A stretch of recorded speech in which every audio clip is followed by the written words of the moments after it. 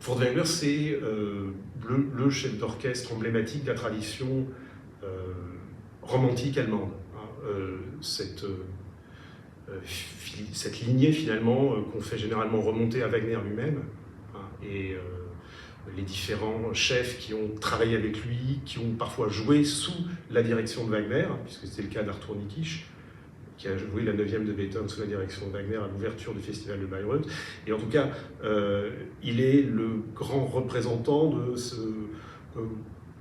courant qu'on a appelé un peu philosophique ou métaphysique dans l'interprétation de la musique. Effectivement, de ce côté-là, il ne faut peut-être pas trop en faire, trop insister, parce que ce sont d'abord des musiciens qui sont attachés aux valeurs musicales essentielles, interpréter la partition évidemment, et puis qui ont des paramètres d'exécution, tempo, phrasé, dynamique. Simplement, ces paramètres-là, Furtwängler en fait un usage très abondant, extensif, et il le fait pour faire sortir les dimensions structurelles de l'œuvre, faire en sorte que ce qui a l'air d'être des détails ne soit pas des détails, que les moments de transition soient aussi importants, qu'il n'y ait pas que... on associe souvent Furtwängler, par exemple, à des fortissimos ravageurs, à des climax particulièrement réussis. Oui, c'est vrai. Également des entrées en matière particulièrement réussies. Mais ce qui se passe entre l'entrée en matière et le fortissimo ravageur ou le climax est évidemment important, et Furtwängler est particulièrement efficace pour mettre en valeur ces moments de transition, ce qui parfois on a l'impression d'aller no man's land à l'intérieur des symphonies, ou et à plus forte raison dans les poèmes symphoniques, dont la structure est souvent plus lâche.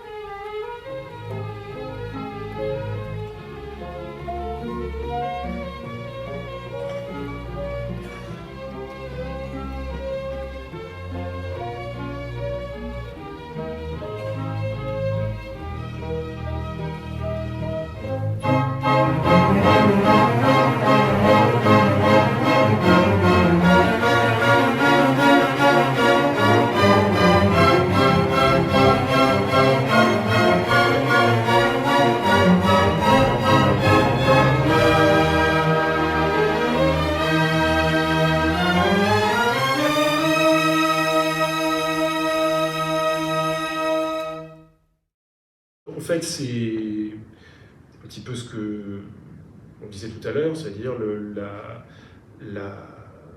à la fois la mise en valeur d'une structurelle, toujours la vision de la grande arche,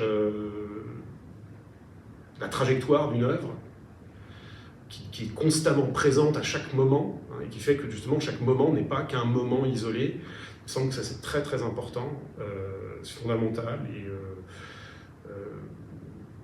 ce qui fait qu'il est si important de le connaître pour apprécier pleinement le grand répertoire austro-allemand, mais pas seulement. C'est le cas aussi dans Tchaïkovski, dans Berlioz, dans Sibelius, on parlait à l'instant. On pourrait même parler aussi pour revenir pour le coup au canon austro-allemand, mais au tout début, à l'époque baroque, où aujourd'hui on laisse plutôt Furtwängler de côté, mais malgré tout, il sera intéressant de réécouter par exemple le troisième Brandebourgeois très attentivement.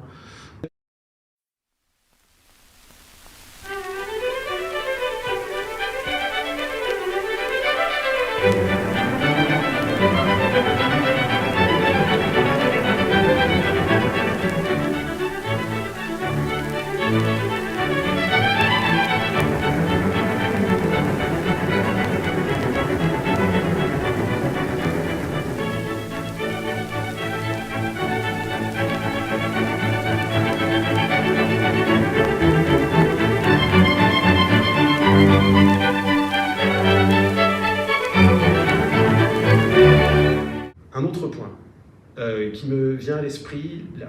C'est peut-être une image, une comparaison qui n'est pas de moi, mais qui me semble bien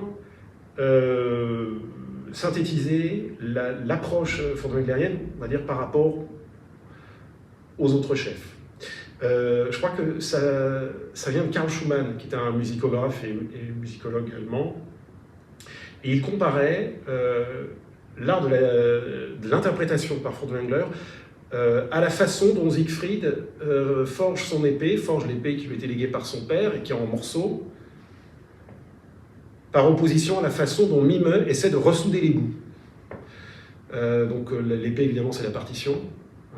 Mime essaie de ressouder les bouts, il dit bon, tout est dans la partition, on va tout jouer comme scritto, et puis vaille que vaille. On ne va pas trop se poser de questions. Bon. Alors pour Furtwängler aussi, les choses sont dans la partition, évidemment. Mais c'est un compositeur qui dirige, Furtwängler. Et donc, il va avoir des perspectives plus exigeantes, plus entreprenantes aussi, il faut le dire, à l'égard parfois de la lettre. Et donc, il ne va pas se contenter de ressouder les bouts, il va fondre le métal. Et le résultat, c'est l'interprétation furtwänglérienne, c'est l'épée de Siegfried.